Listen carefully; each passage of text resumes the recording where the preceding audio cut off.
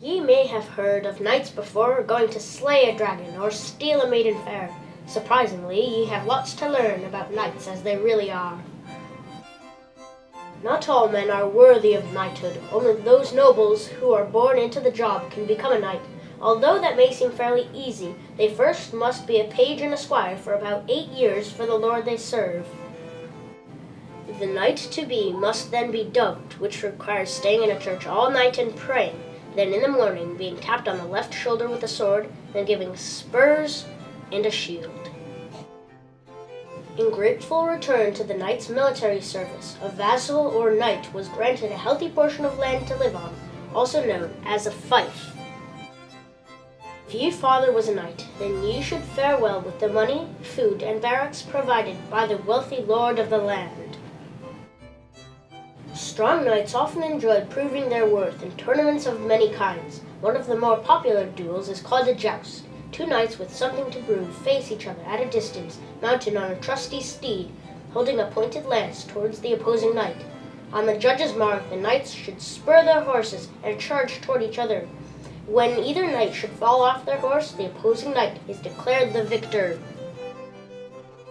The victor of these tournaments would win great amounts of money and would be able to take the opponent's horse.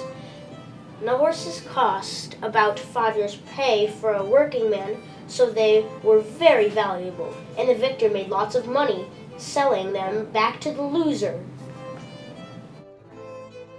To answer your questions about knights in shining armor, it didn't always look that way. In the years 800 to 900, knights only wore a full suit of chainmail, tiny iron rings, all hooked together.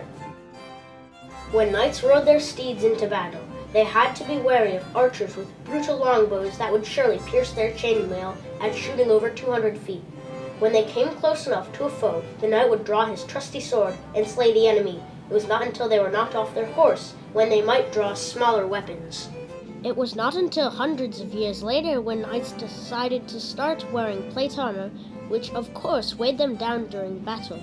If a knight was knocked off his horse, his plate armor would disable him from getting up, and that was basically the end of the line in that battle.